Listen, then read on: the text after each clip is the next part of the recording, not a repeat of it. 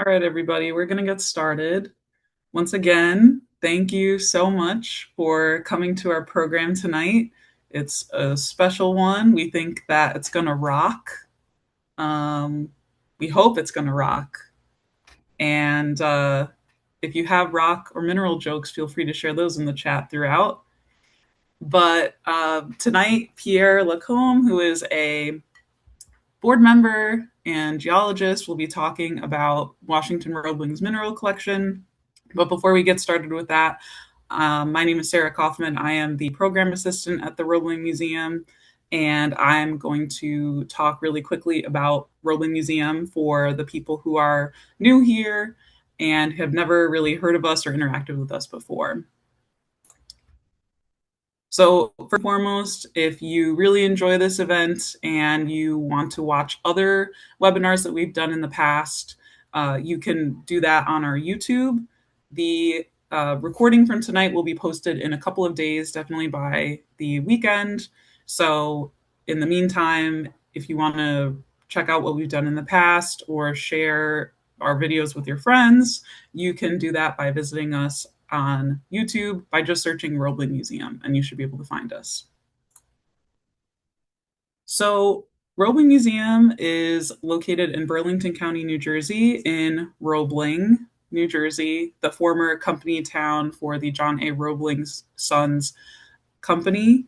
They manufactured wire rope for some of the world's and United States, but definitely world's most famous bridges. And at Roebling Museum, we kind of consider ourselves to be four separate experiences. So the first is the at the top of the screen here. That is our physical museum. Um, we have six galleries where you can learn all about what it was like to live and work in the company town, learn all about the Roebling family, and learn about how this whole site ended up coming to be, how the company town originated. And then we have the mill yard, which is actually taking up most of the screen. It's filled with historic steelmaking artifacts, and we have um, interpretive markers that you can go around and read which basically what these objects were used for when they were being used in the steel mill. And then we also have the company town. We consider the company town to be a part of our museum because we offer a weekly company town walking tour on Saturdays at 1 p.m. So if you would like to come and see some of the housing, I'm getting super distracted by the gem jokes in the chat, so apologies. But if you would like to come and see the beautiful brick infrastructure that is all over Roebling, the different types of houses, the central business district, and the beautiful Delaware riverfront. You can do that on Saturdays at 1 p.m. And either myself or our executive director, Lynn, will give a walking tour and share primary sources with you and tell you the stories of the workers who lived in the company town. And then our most exciting and future endeavor is the Roebling Row House that is set to open in March of 2028. The museum purchased the house across the street at 101 Second Avenue, and we're in the process of researching and converting that space into a historic row house museum set in around the 1940s. So, again, that will be opening in spring of 2028. So if that sounds exciting to you, you should definitely come and check it out or come into the museum and ask about it. Any one of our volunteers can kind of tell you about the work that's going on. And then really quickly, before I turn it over to Pierre, officially, I wanted to kind of promote our next Zoom program. Our next Zoom program is going to be on July 21st. We typically do these on the last Tuesday of every month, but this event is going to be with our intern from Villanova in their graduate history program, Veronica Grajora, and her internship wraps up the week before, so we wanted to get her in for one Zoom program. But she'll be talking about some of the really exciting research she's doing concerning the churches in Roebling, And she will probably also share a little bit about the research that she's done about the Polish community in Roebling as well. So if you're interested in that, please feel free to scan this QR code on the slide to sign up. And I will also put the link to register in the chat as well. So without further ado, I'm going to turn it over to Pierre. And Pierre, if you want to share your screen and unmute, then you'll be all set to go. This is just an introductory slide. So I'm going to be speaking about Washington Augustus Roebling and his mineral collection and his semi-professional, him being a semi-professional mineralogist.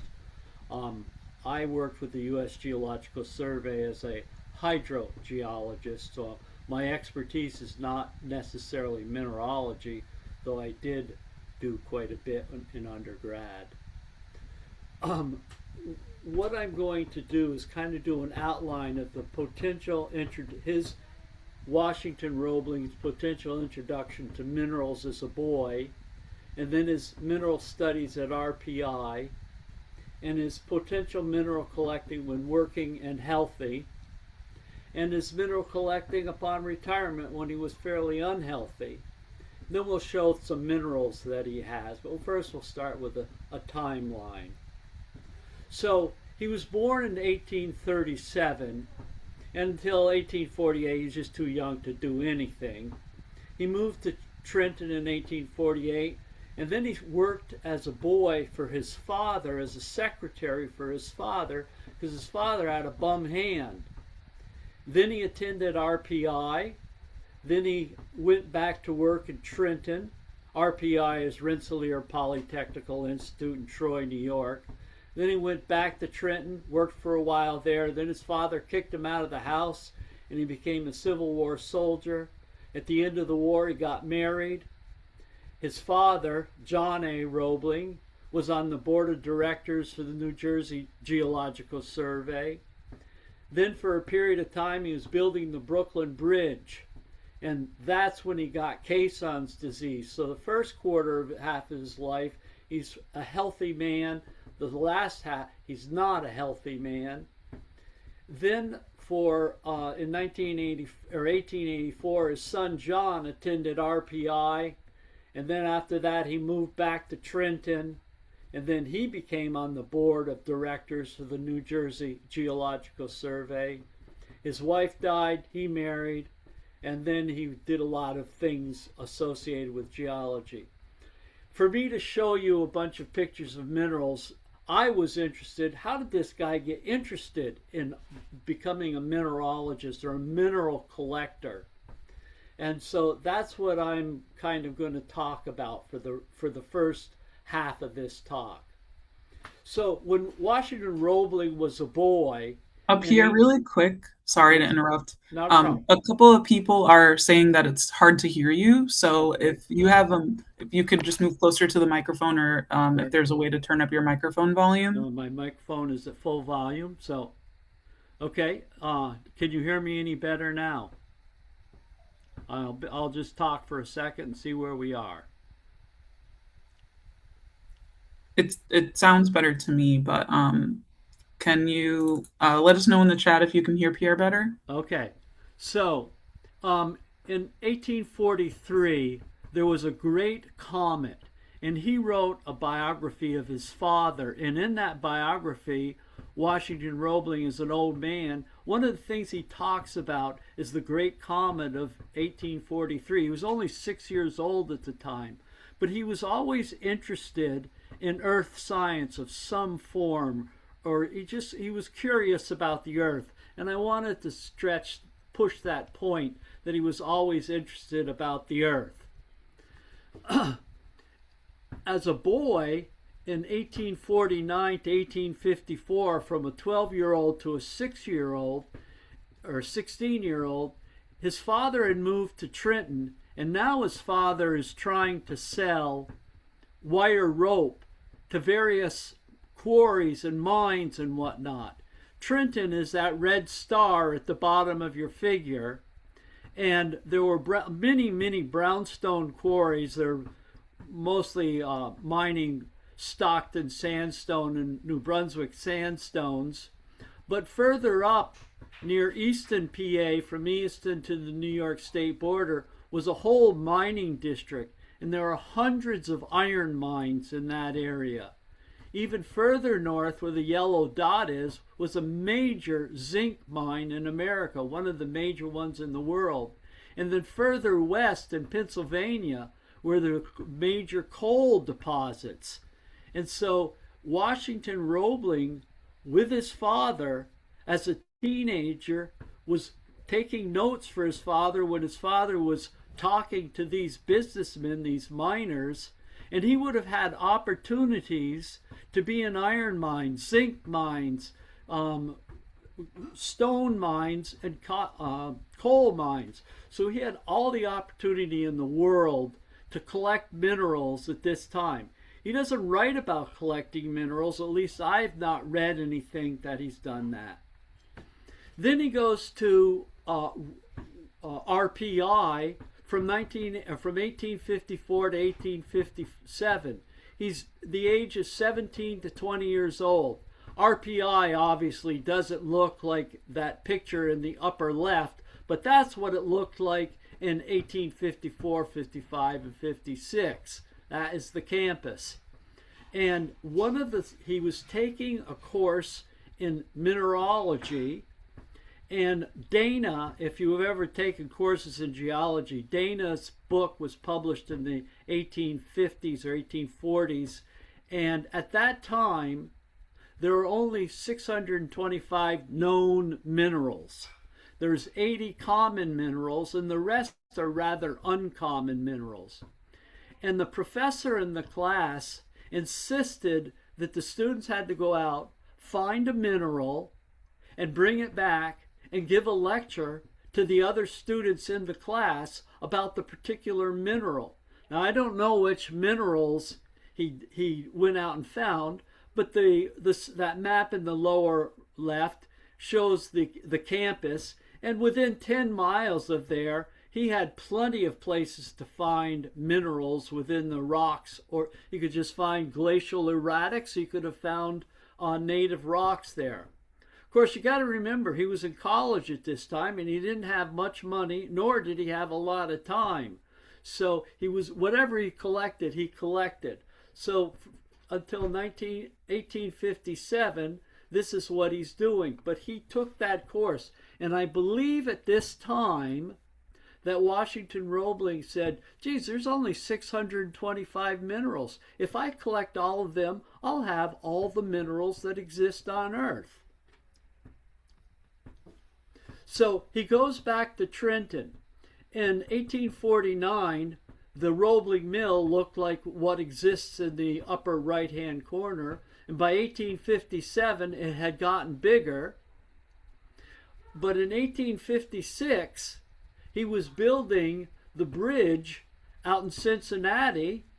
And in 1859, he was building the bridge in Pittsburgh. So these are the things that he was doing. He was out in Cincinnati. He was in Pittsburgh. This is before the Civil War.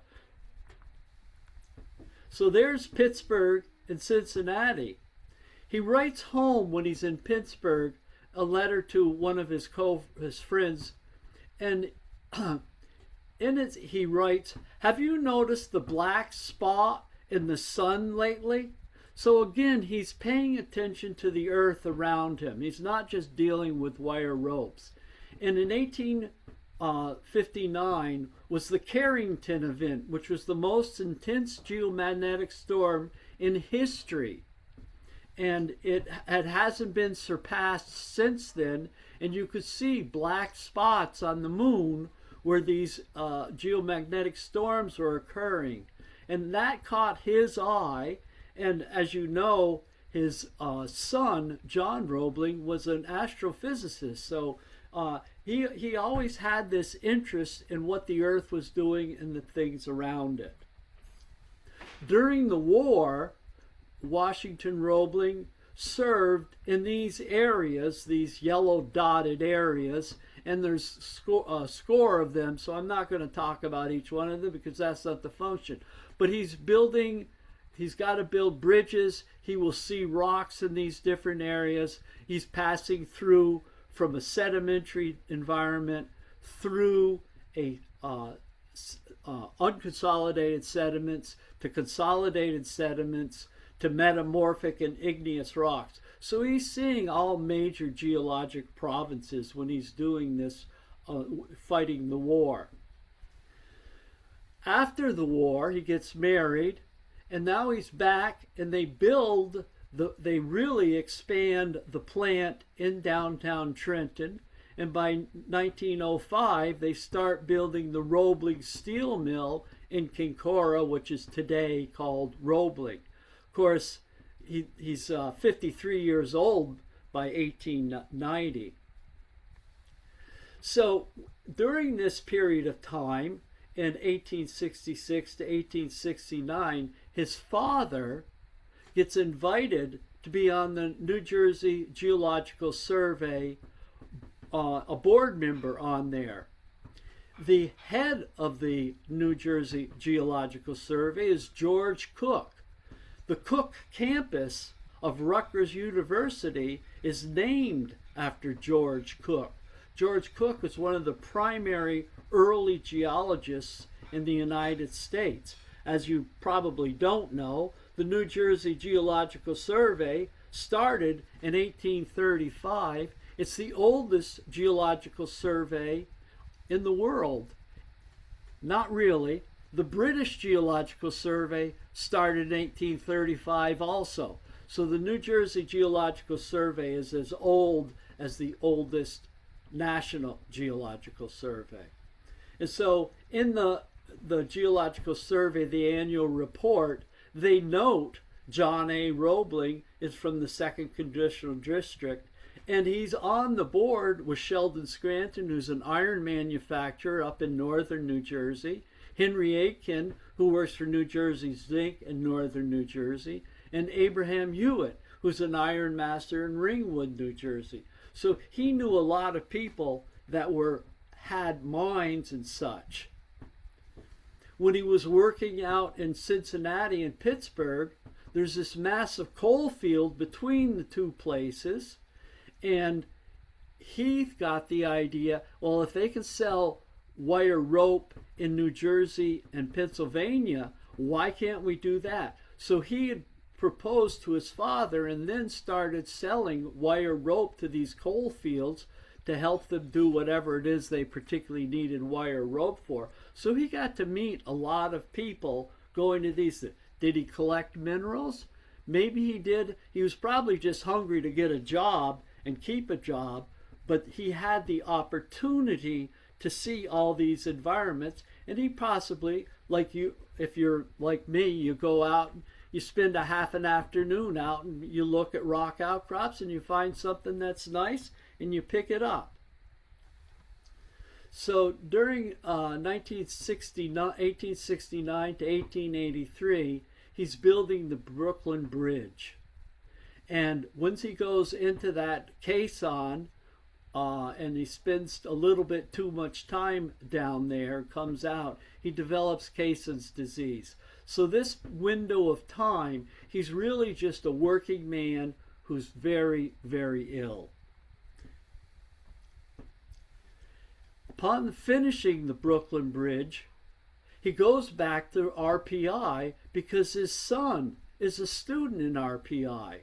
The first time he was in RPI, he had no money and he had no time. Now he's got all the money in the world and all the time in the world, and he's very close to the Adirondacks. He's very close to the Green Mountains. He's very close to the Berkshires, and he's very close to the Catskills. So he has opportunities to, if he's feeling good on a particular day, to go out and collect a mineral or two here or there. And he's spending 3.5 years at this place while his son is going to college.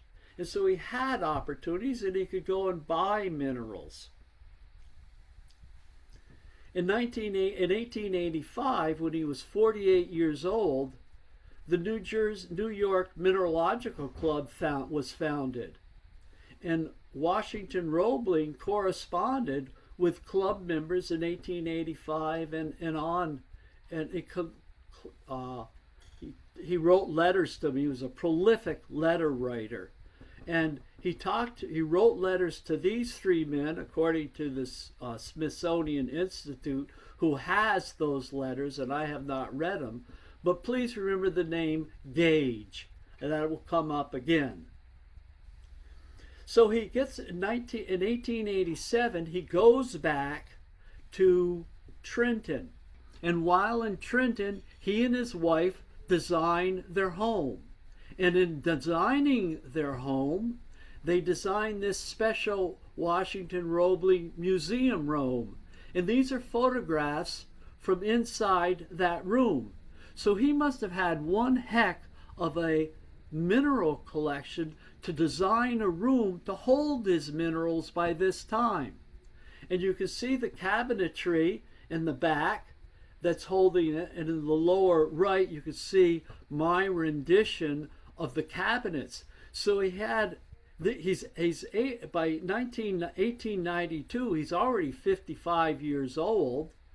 He's got 13 display cases with 7 shelves and the glass doors, and if each shelf could just hold 10 minerals, he can hold 900 minerals on display in his little museum here. He also has cases that are underneath these drawers, and if there's 5 minerals per drawer, and he has 5 minerals per drawer, and he has 10 sets of, he can hold another 650 minerals. And above the fireplace, you can see 2 mantles which display dozens of large minerals. So he had the ability to show more than 1,500 minerals in his museum alone. The annual report of the New Jersey State Geologist in 1890 notes, now you got to remember that his house is about 500 feet from the New Jersey Geological Survey's headquarters in the 1890s. And in their annual report of 1890, they discuss the wells that are drilled on the Roebling Steel Mill site in Trenton. Well number 1 this well is 20 feet in diameter and 68 feet deep. That's a massive hole. That's a silo in the ground.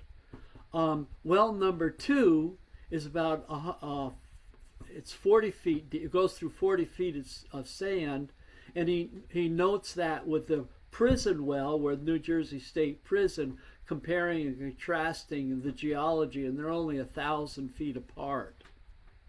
So he's communicating with the New Jersey Geological Survey in the 1890s. In 1897, at the age of 60, they name a mineral after Roebling, a posthumously named mineral, and these are examples of Roeblingite. Now, they've only found it in one section of one of the stopes, one of the levels at the Sterling mine. So this is not a prolific mineral. There's probably only 50 pounds of this material on Earth, and the various museums show them.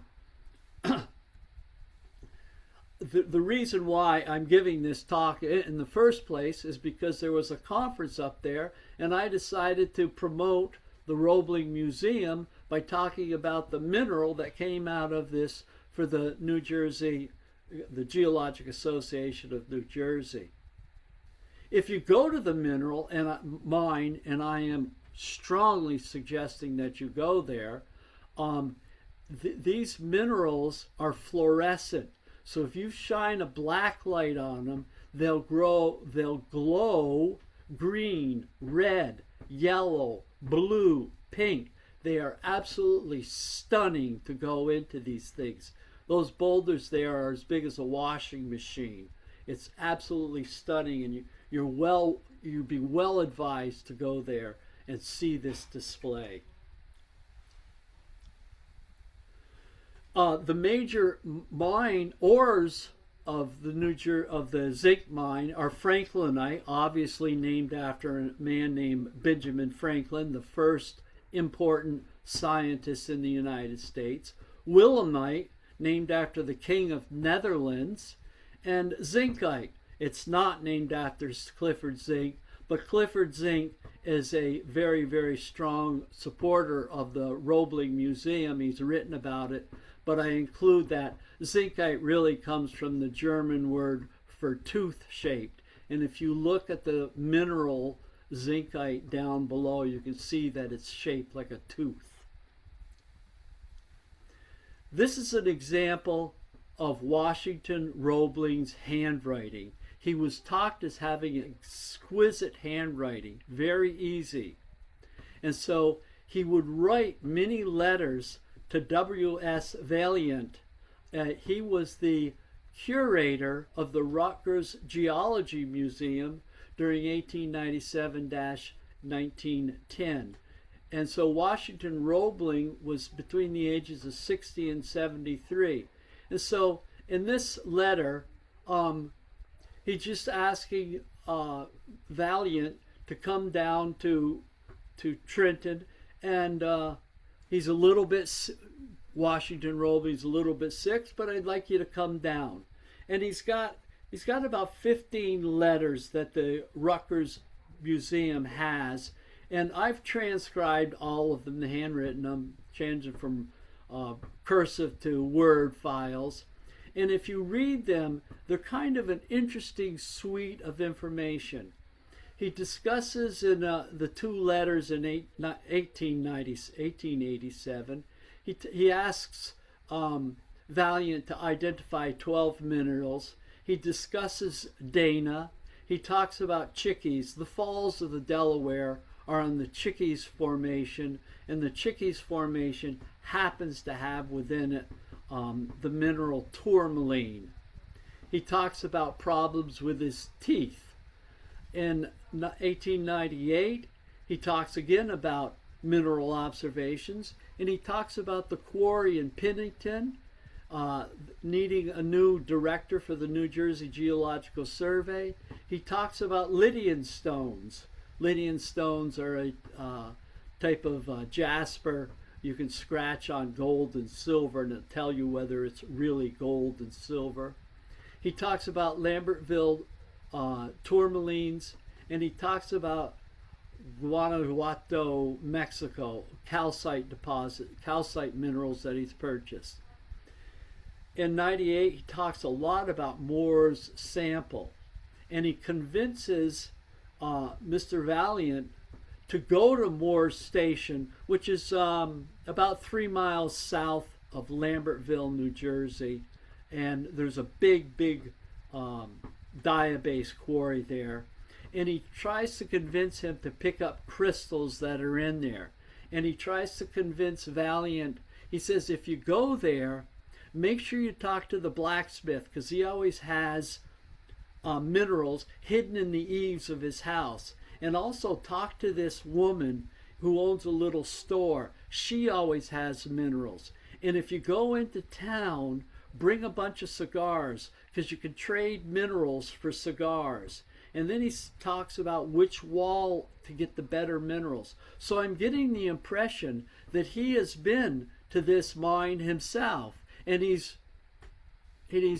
traded, and he's collected, and he's doing this stuff. He doesn't talk about his work, but he speaks of it in such a familiar tone, you're left with the impression he's been there multiple times. He also talks about his pet snake while he's in the hospital.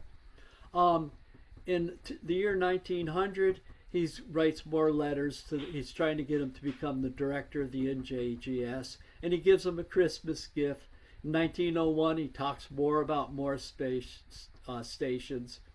And then in 1903, the director of the Rutgers Geology Museum passes away, and that's when Mr. Valiant becomes the director.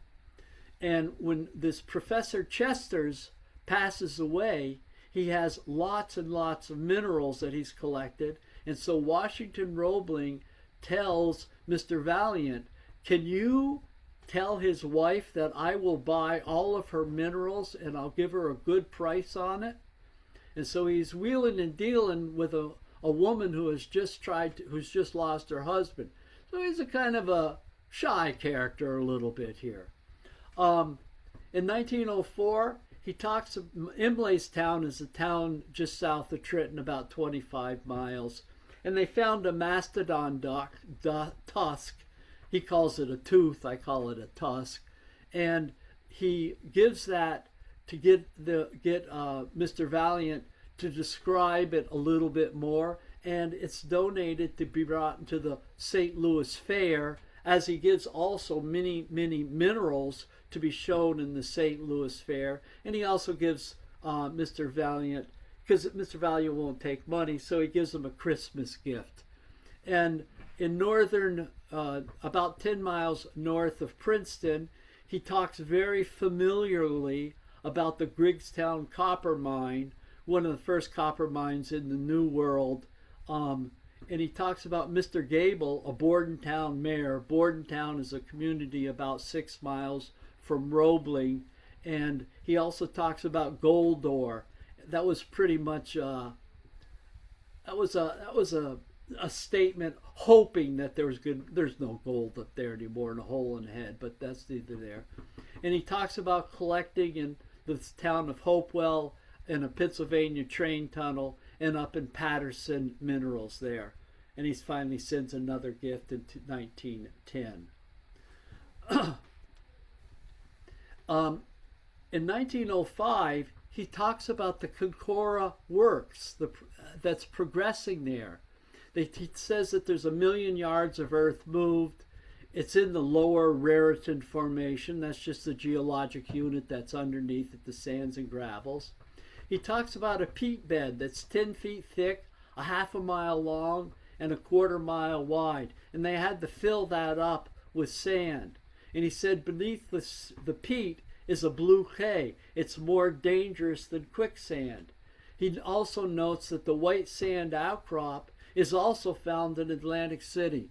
Well, his geology isn't quite as strong as that, but he does mention the aquifer that's 840 feet below tide in Atlantic City. That's now called the Atlantic City 800-foot sand, and that's a major barrier island water supply system.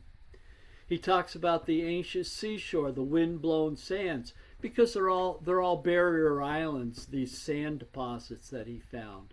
He talks about finding a shark's tooth discovered, and he asks Valentine to identify he finds black clay, and he gives it a name, but I've never seen that word, and I'm not sure what it is.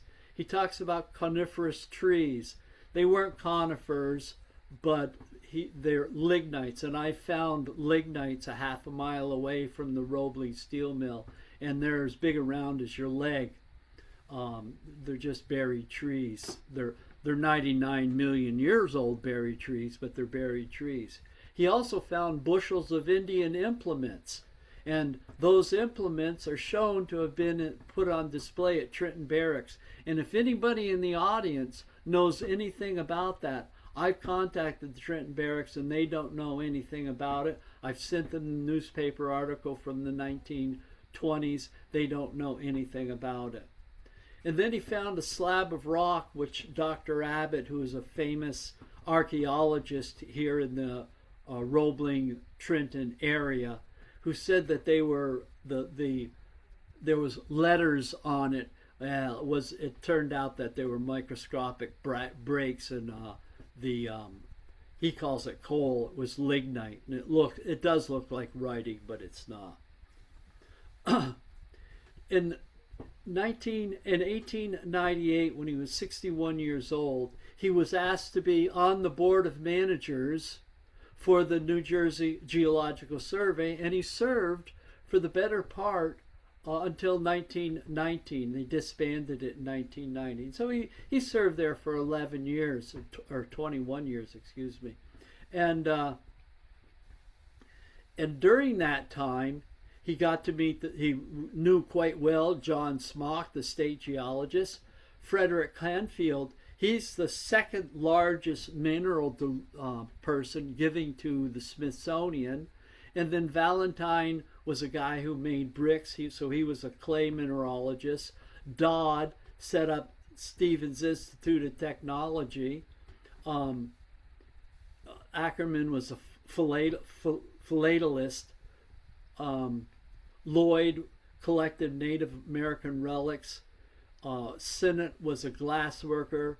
Washington was a geologist. And Libby is the guy who made Princeton University's colors orange and black. It's a funny story, and you should read it sometime. Um, so 1 year before the Roebling Mill was built, so in 1904, the the New Jersey Geological Washington, I believe, went to the New Jersey Geological Survey and said, "Where are the best bricks?" They needed to buy millions, tens of millions of bricks to build the Roebling steel mill. And so he went to them and they said, "We don't know the answer." And he said, "Why not?" He says, "Well, we really don't have a lab to study bricks, study clay."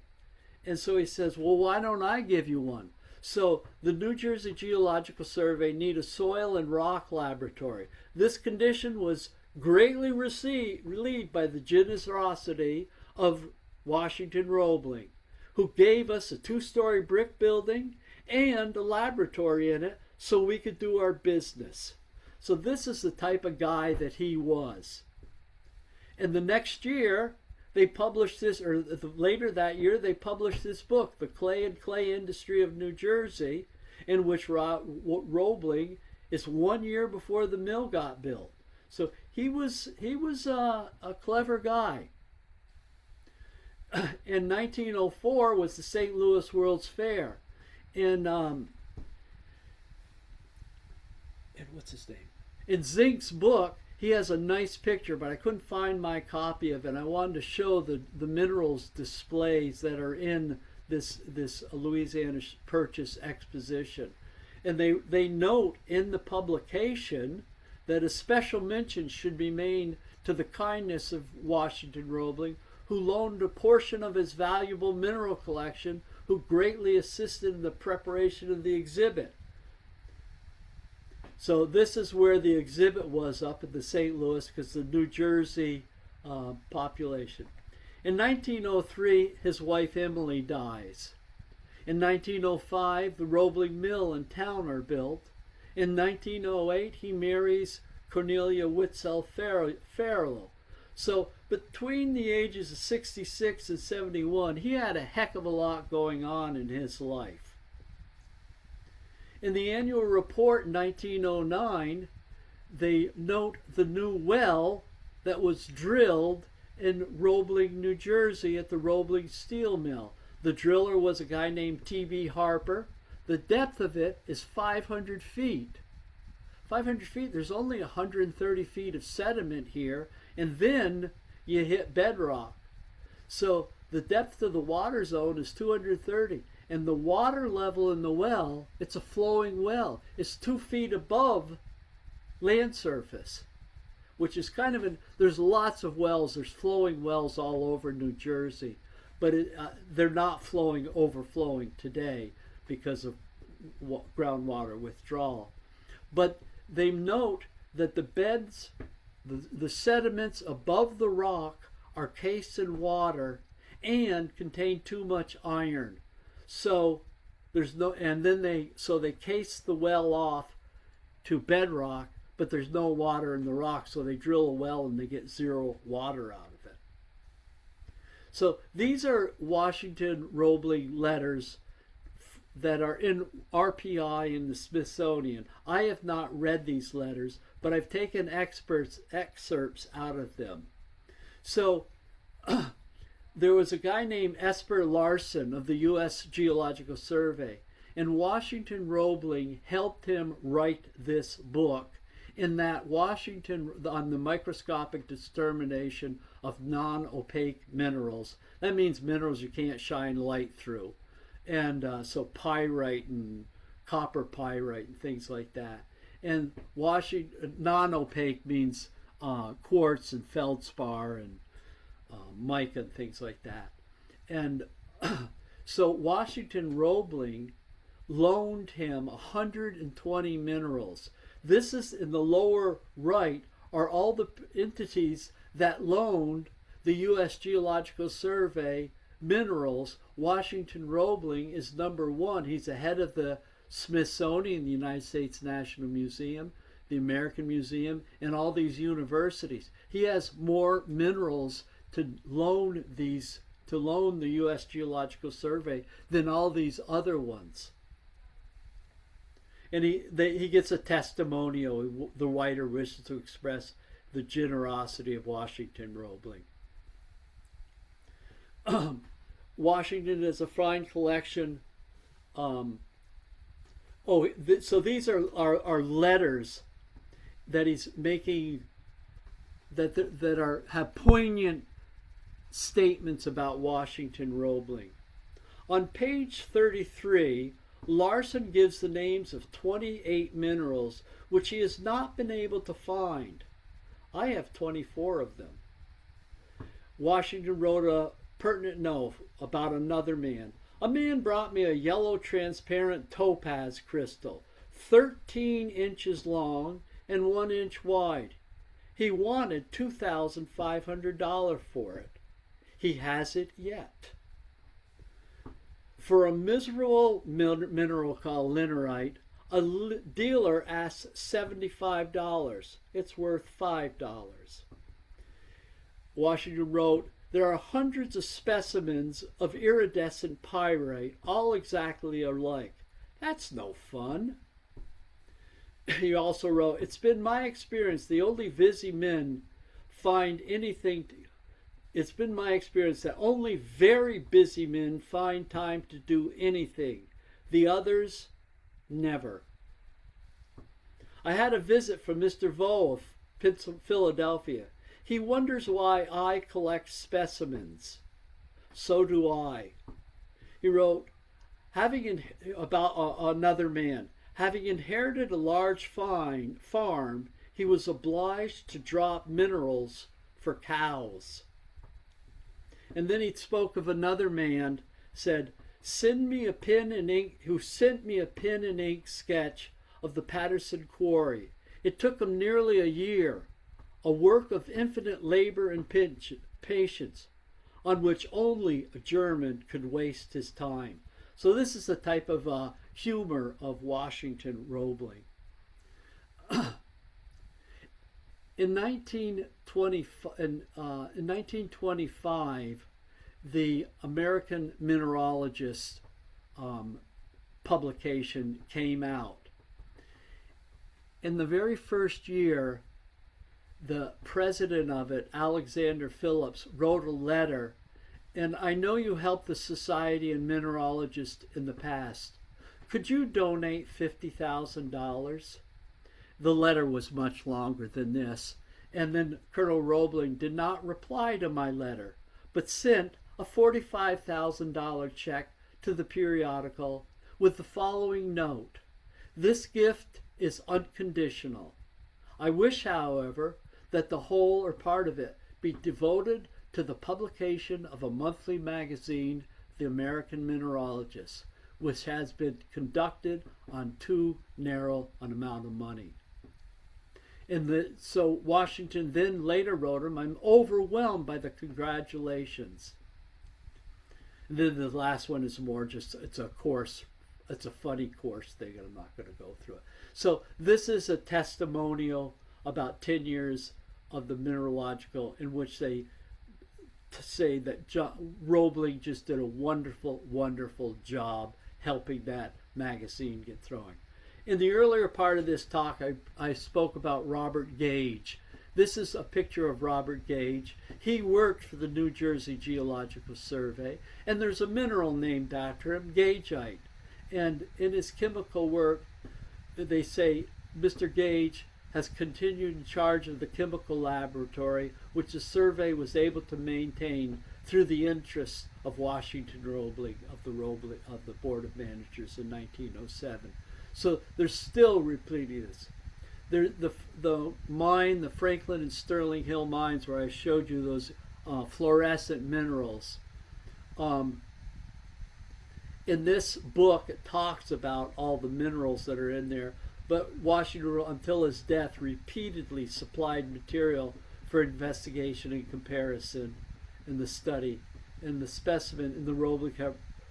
Oh, they made a note that one of the specimens had oxidized during the after collection, and therefore it changed from mineral A to mineral B. These minerals, you wouldn't know what they are. I barely know what they are, but I've collected minerals and they oxidize sometimes.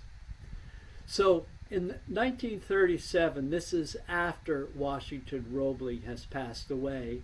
The Roebling metal was developed by the Mineralogical Society of America, and this is an example of that Roebling metal. And you can see that what he was, it's another testimonial to him. And these are all the people who have been on this. And I'm just going to, the first 3 or 4 of them knew Washington Roebling personally. These other people did not know him. So this guy, Charles Palaiche, writes, "My mind reverts to the delightful hours, all too few of my satisfaction spent in his companies. He always had tough nights for me to crack.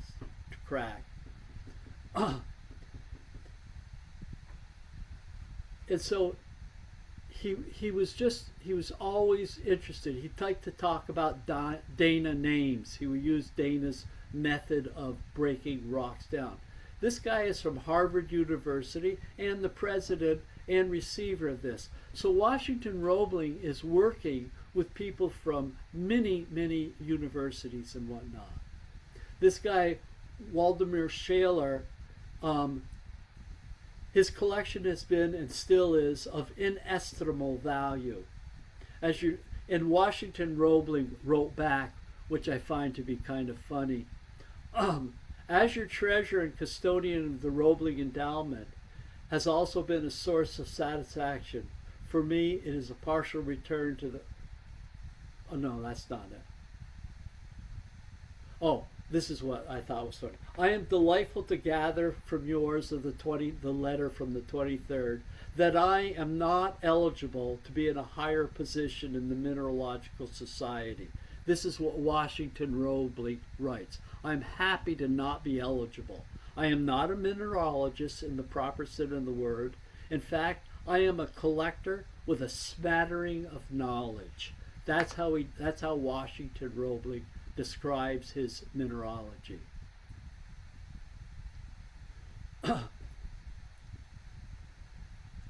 So this man, Leonard Spencer, met Washington Roebling in his home, and this is and he's talking about 1924, and Washington Roebling was 87 at the time. I was much impressed by his fine and well-ordered collection of minerals, and he was invited for.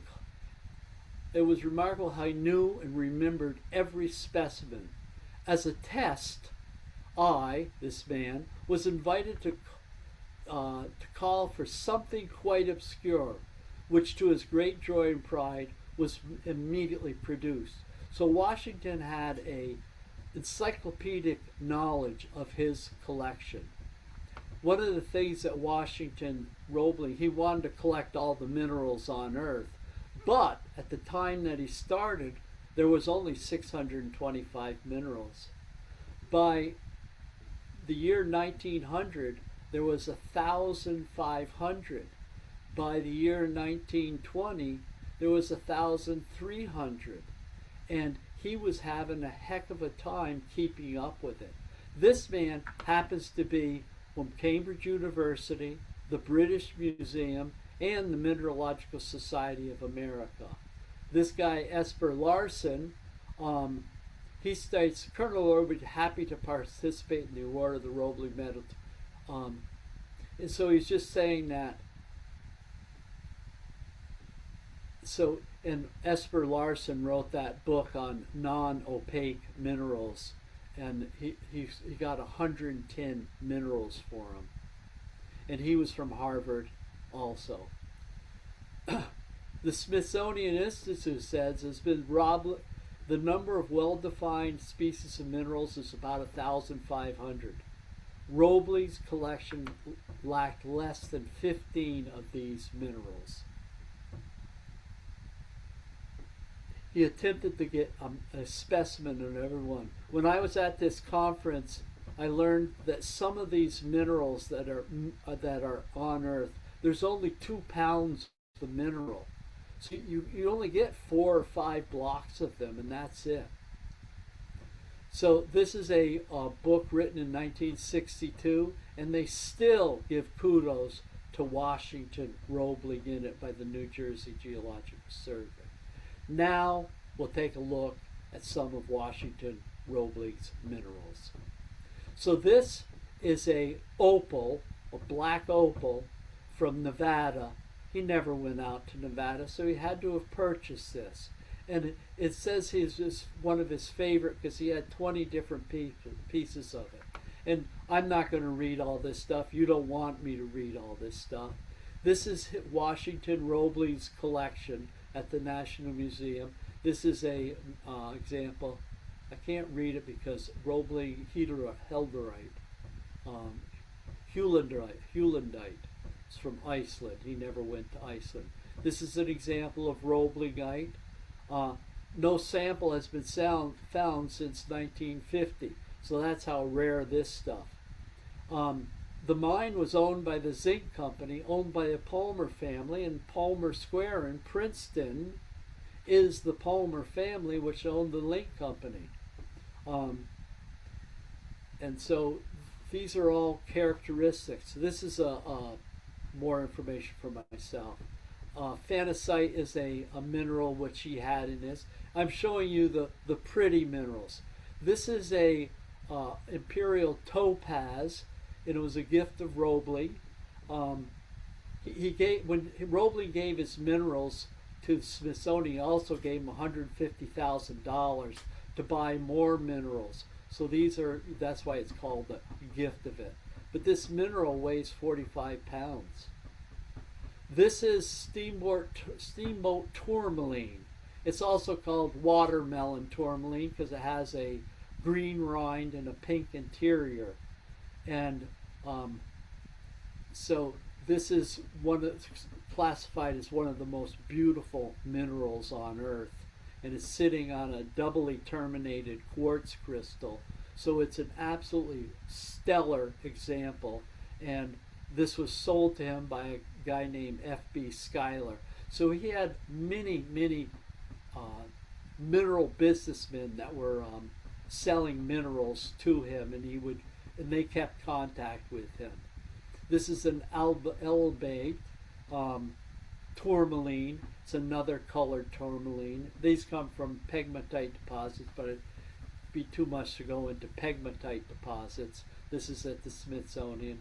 These are copper oxide and rare black copper oxides and hydrous copper oxides. They have special names to them. They're less showy, but they're still stellar examples of minerals. Gergimite and these other antimony elements. This Roebling apatite was an extraordinary deep purple from Maine. It too was found in a pegmatite deposit. Pegmatites always give you real oddball minerals. And it's noted here, he wanted to buy it, but the guy was asking $500. And then he dropped the price to $400. Washington didn't particularly like it. And so his second wife, purchased it for $250 and gave it to Washington Roebling on his birthday. The specimen's now in the Roebling collection. This is a peridot. It's the largest in the world, and it comes from an island in the Green Sea or the Red Sea, and it's a stunning. There's a lot of Egyptian gems came out of that from the time of the pharaohs. This is a uncut diamond. The diamond mines of Arkansas are the only diamond mines in the United States. They just found diamonds up in northern Canada. And during World War II, there was only one place in the United States that was bombed, and the De Beers bombed this mine because they didn't want any competition. But this is an example of one of his. It's called a canary diamond because it's yellow. This is manganite that they've got. These are just stunning colors. Calcite, you can see Washington Roebling's signature on it. And this is from a place in New York State. This nice, cute calcic fractures, willemite, fosterite. This is what it looks like. This is what it looks like under a black light. These are some copper minerals that just have beautiful shapes. You rarely see these. I've never even seen these type of minerals when I worked at copper mines. These are calcite. This one happens to be from Paterson, New Jersey. So he was collecting locally as well as internationally. These are owenite, and it's so this is Washington Roebling's signature describing about it. And it's about the disagreements that geologists have with one another. Here's another Washington Roebling's penmanship on a rinkite mineral, and another pretty mineral in a matrix of other pretty minerals. And the Smithsonian wrote the specimens were shipped in 350 boxes, transported to the Smithsonian, and they labeled each one with R through R6000. There were 16,000 rocks, and they call it the Roebling collection.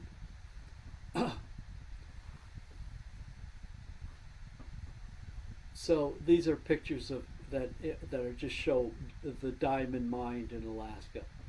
I contacted the New Jersey Geological Survey, I contacted New Jersey State Museum, and I contacted Rutgers Geology Museum. The State Museum has none of Roebling's minerals, and the New Jersey Geological Survey has none of them. But the Rutgers University had 75 of his minerals. Now they look like the minerals that most of us would collect, and that they're just, but these are from Great Notch in Lambertville, New Jersey.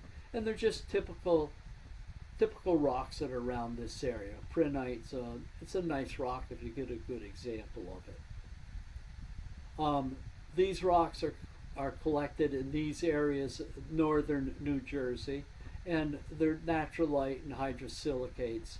And they're just, so I'm just going to go through these. This stilbite, there's Moore's Station. If you take the train from Trenton to Lambertville, where that great big quarry is in the Sourland Mountains, that's more, there used to be a train station there, and that's where he's asking the Rutgers geologist to go there and collect in there, and he sent him $5 so that he could, for his time.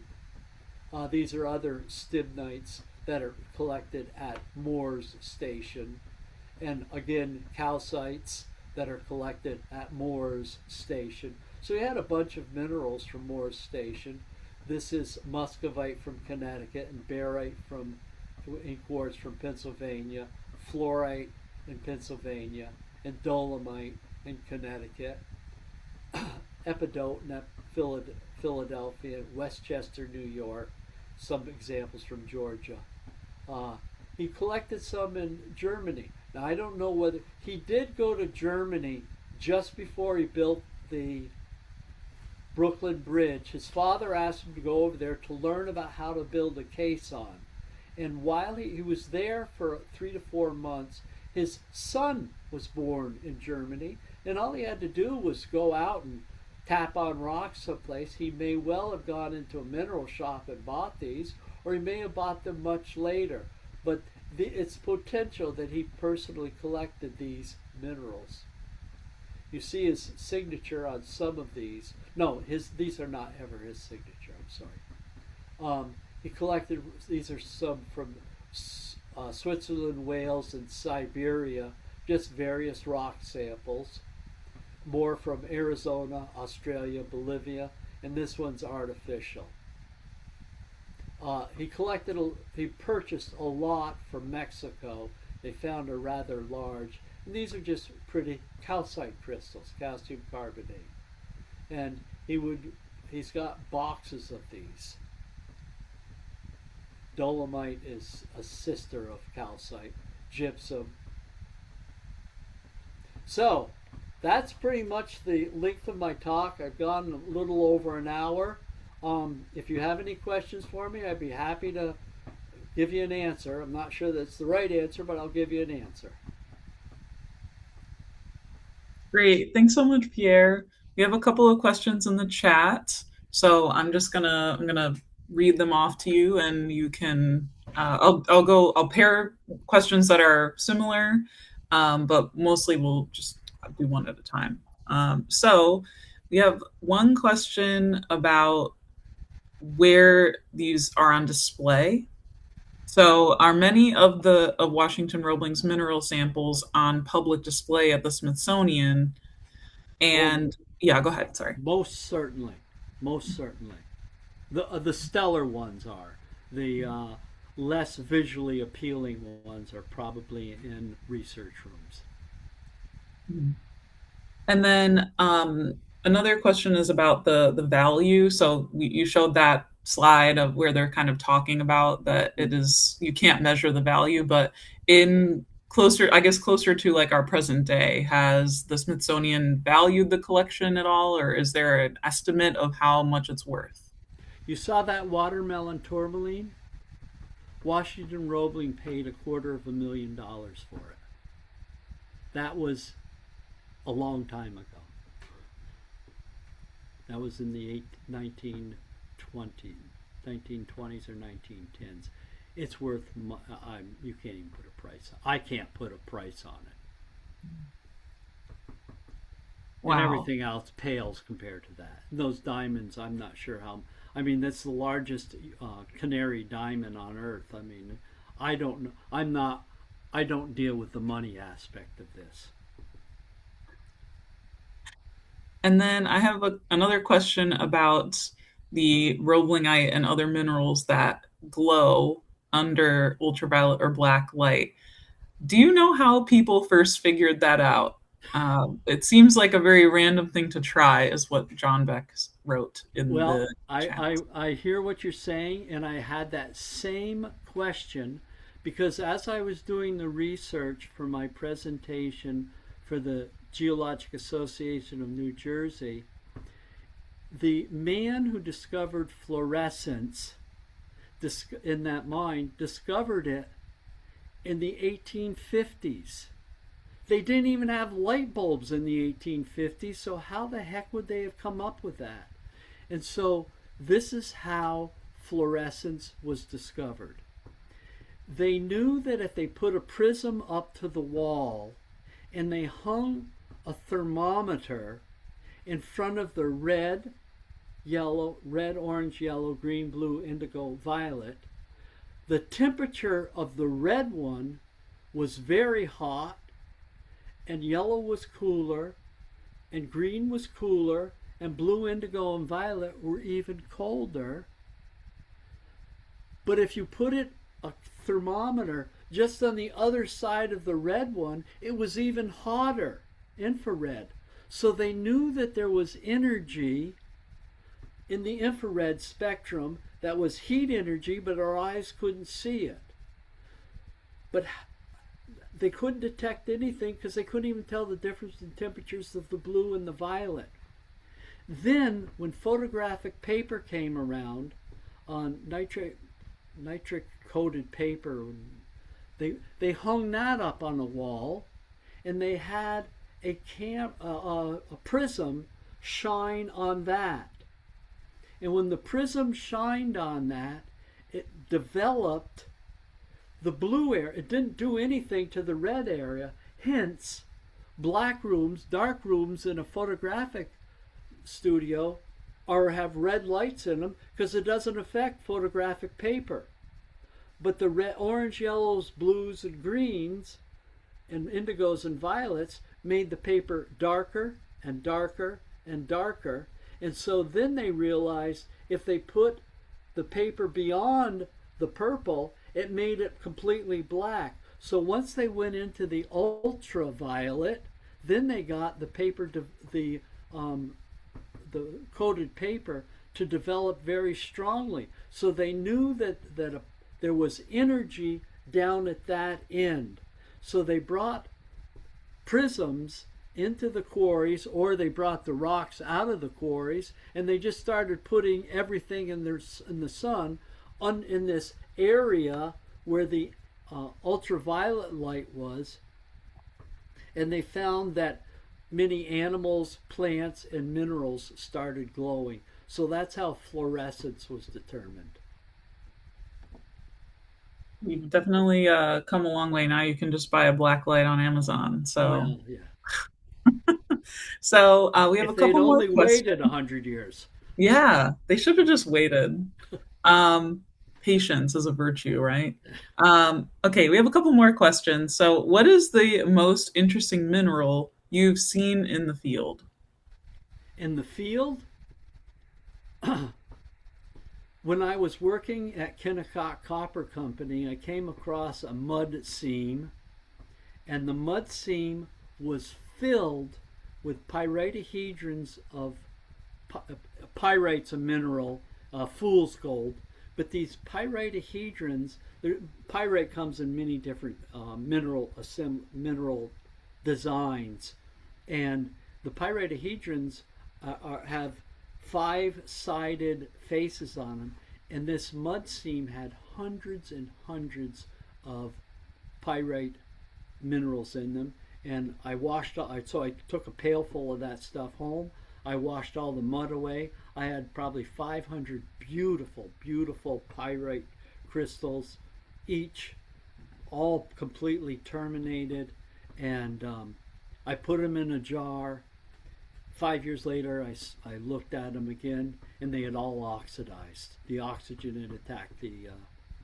So I should have probably covered them with something, but that was the first, and the second one was when I was working in Belize. I was walking up a valley, and there were seams of galena right along. They were an inch and a half, 2 inches thick. It was impressive to see an outcrop of galena. I'd never seen that before. Galena is a lead sulfide ore. It's where you get lead for making batteries and such like that. Great. And then earlier in the presentation, when you were talking about Washington's days at RPI, you Yeah. mentioned a lecture that he gave. What five minerals did he give I his don't lecture know. on? They don't talk about that. They just said every student had to choose five minerals and talk about it. So the rocks that are in that area are predominantly um, turbid mudstones and sandstones, and you get a little outside of that and you start finding limestones. So he probably gave a talk about some calcite mineral from a limestone, and then that whole area has been heavily glaciated. So he could have easily picked up in any stream rocks from the Adirondacks just a little bit north. There's beautiful garnets, there's anorthosite, so there's many minerals he could have talked about. Great. So that's our last question that's in the chat or in Q&A. And we are a couple of minutes over. Oh, hold on. One more question. uh, Pierre, do you think that Washington's mineralogical knowledge helped him make the decision to build the Brooklyn Tower of the Brooklyn Bridge not on bedrock?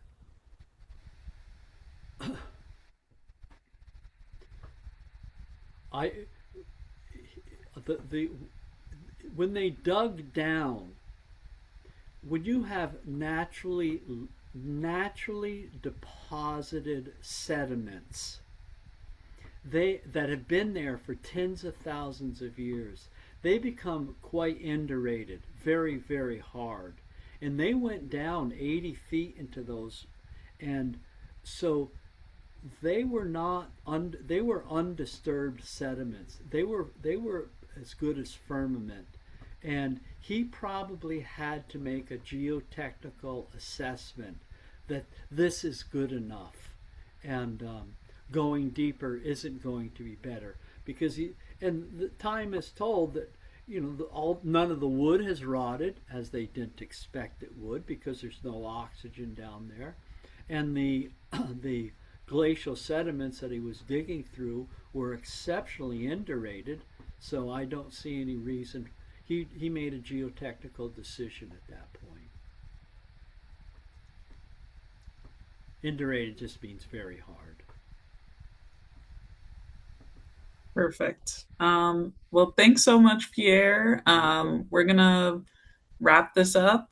Um, so if you enjoyed this talk, it'll be on our YouTube in a couple of days, and we'll send out an email with the link to that so that you can share it with friends or rewatch it if you would like. And again, thank you so much, Pierre, for this wonderful presentation. We got to look at so many cool minerals and learn a lot of history in a very short amount of time. So thanks so much. You're welcome. Have a good night, everyone.